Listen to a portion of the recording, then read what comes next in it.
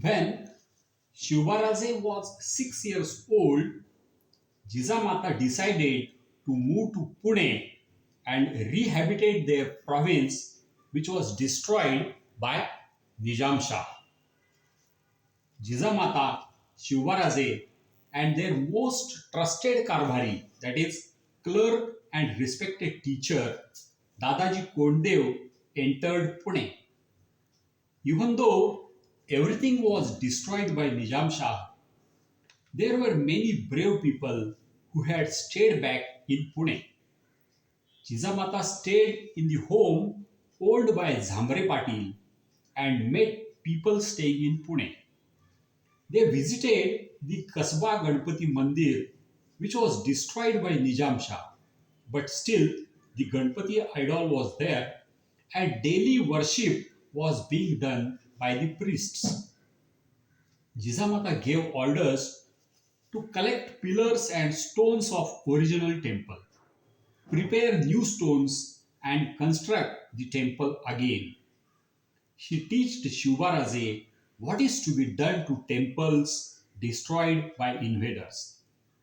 They visited the Someshwar temple in Pashan and arranged to paint the walls with religious images. The farmers were in a threatened state because the population of foxes and wolves had increased to such a level that farmers' life was in danger. Jijamata gathered young, brave people, gave them weapons, and offered incentives to kill wolves. For every tail of killed wolf or fox, she would give one gold coin. The brave boys did the job very fast and made the farms safe from cruel beasts. Because of this, land under cultivation increased and farmers benefited. She also arranged to build a dam for irrigating the farms and further increase farm yield. Nizam Shah had plowed the land using donkeys to create terror. Shivaraje plowed the same land with gold plow to eliminate terror and to indicate that now Pune is safe for Hindus. Artisans, farmers, artists started coming back, and Pune once again became a well settled place. While doing all these works, they built a palace for Shivaraje, which was near Kasba Ganpati temple, and it was named Lal Mahal.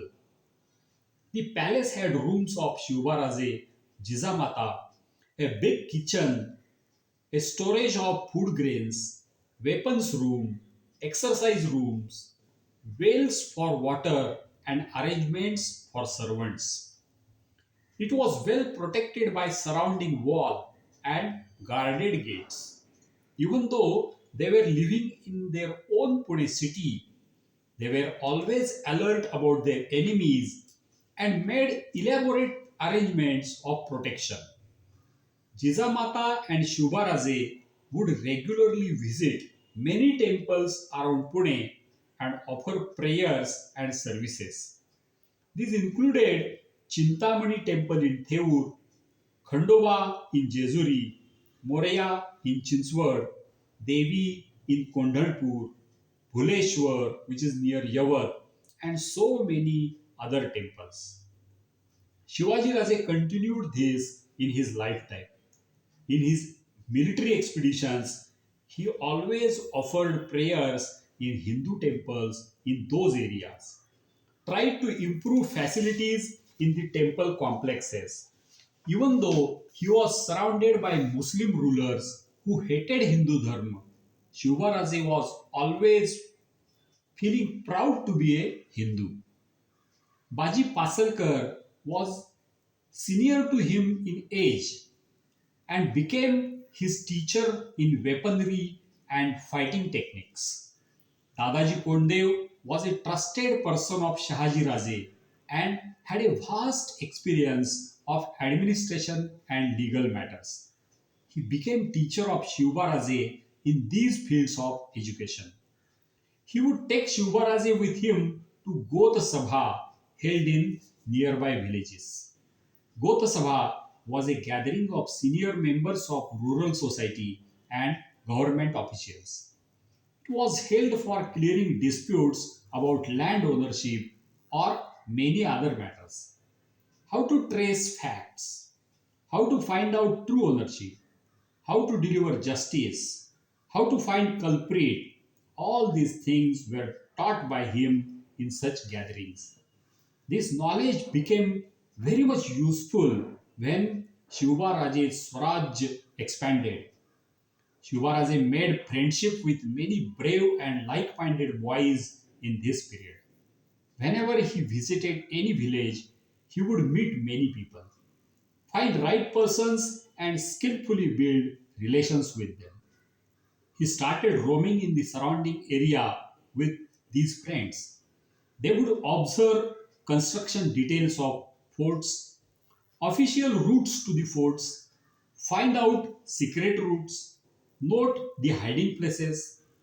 They would note locations of soldiers of enemy, their storage locations, probable locations of ammunition and treasure. While doing all these treks, Shivaraja would discuss with his friends current status of Hindus, the atrocities committed by the Subedars, Thanedars, and cruel sultans. The complete system was working against Hindus, but there was no use of being pessimistic. They should fight and overcome the obstacles. Whatever knowledge he had gained from Jizamata, he would pass to his friends.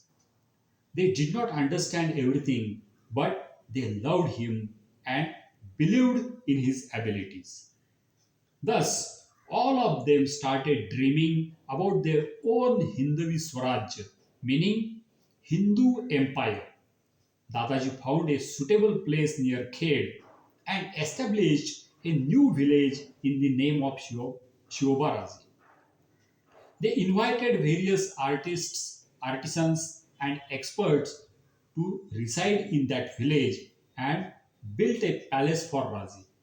The village was named Shivapur.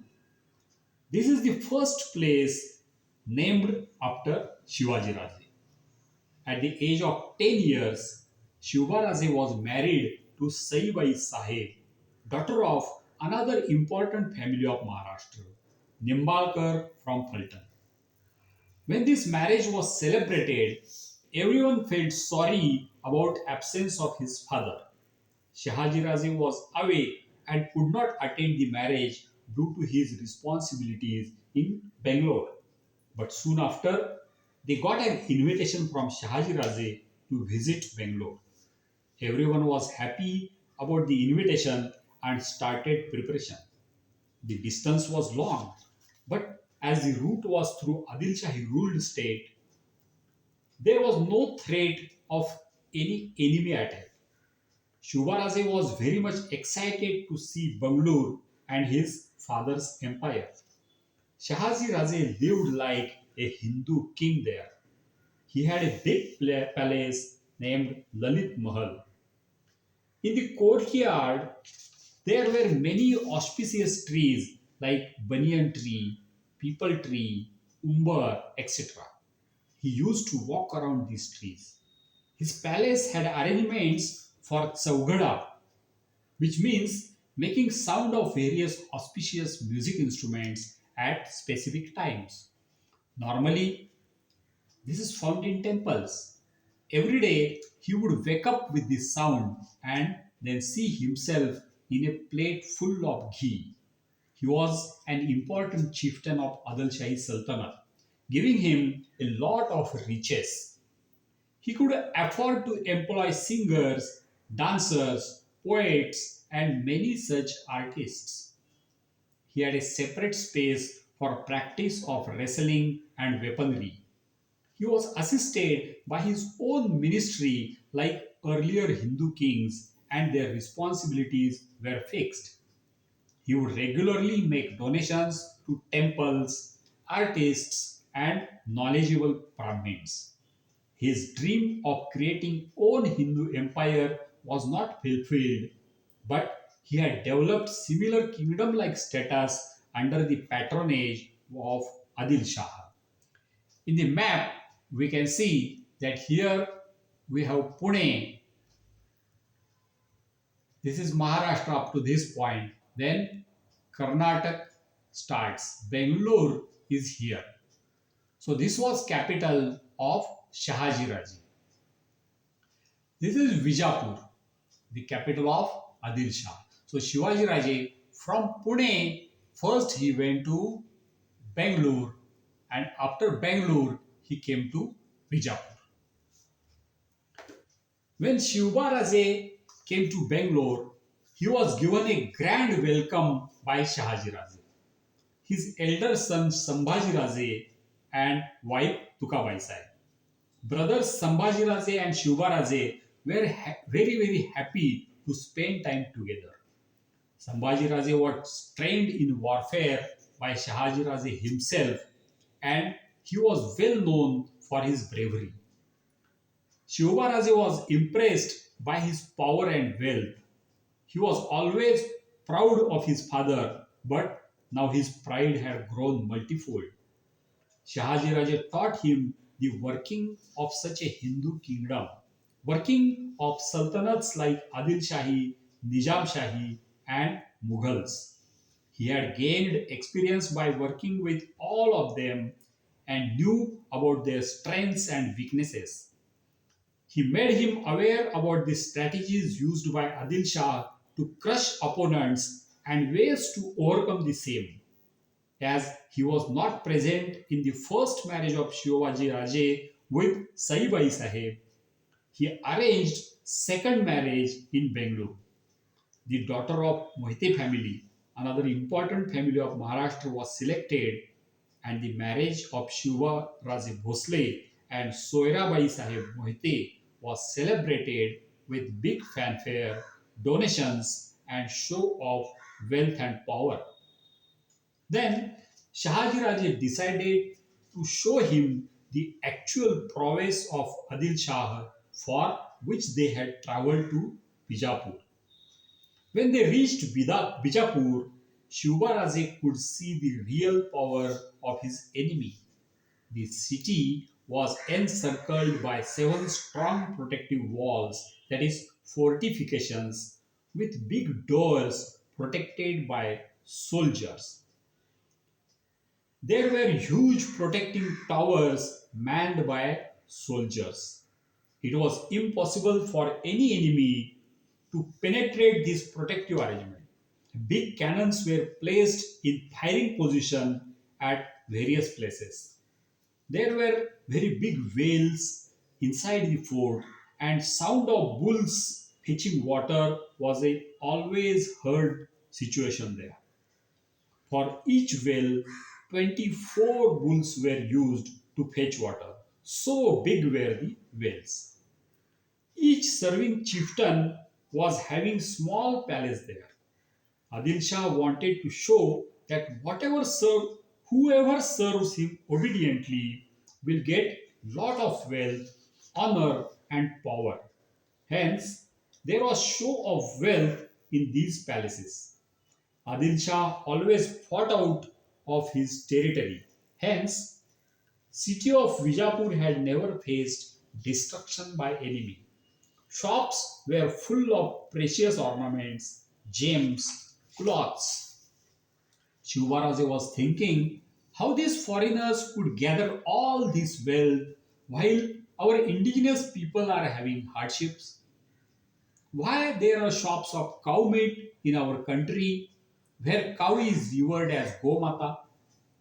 Why our Hindu men and women are serving such barbaric Islamic rulers?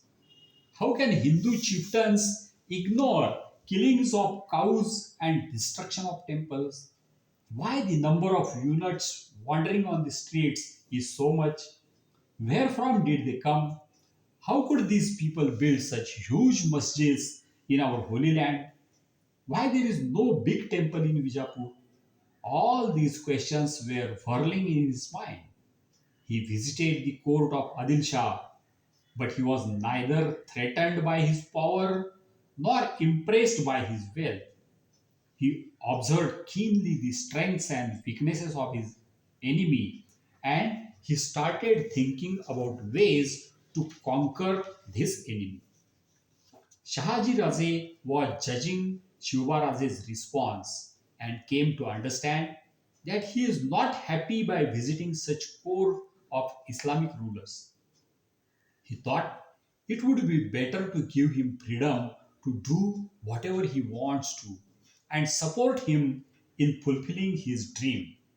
So he decided to send him back to Pune soon. While sending back, he created a complete ministry for managing Pune region. Even though there was not sufficient work for the ministry immediately, he was sure that Shivaraje is going to expand and he will need his own ministry soon. He appointed ministers and sent his trusted men along with Shivaraje to support him in the creation of his own empire. Shivaraje returned to Pune with a broader view about Hindavi Swaraj. Now he was having exact knowledge about his enemy, and he had with him experienced men sent by his father. When he returned to Pune, he had realized the necessity and urgency of creating Hindavi Swaraj, about which his mother was always guiding him. He started his movements with more enthusiasm. Along with his friends, he went to Raireshwar temple. Raireshwar was a Shiva temple in the dense forest of Sahyadri on a hill. He discussed with them current status of Maharashtra, his solution for getting out of this situation, and his concept of Hindu kingdom. All of them happily accepted the concept and decided to work with him. They all touched the Shivling and took oath that they will work together and create Hindavi Swaraj, which means self-government of Hindus. This oath has become memorable in the history of India as Swarajyachi Shapath. We will learn more about this story in the next episode. Till then, please like this video, share it, and subscribe. Thank you very much. Chhatrapati Shivaji Maharaj ki Jai.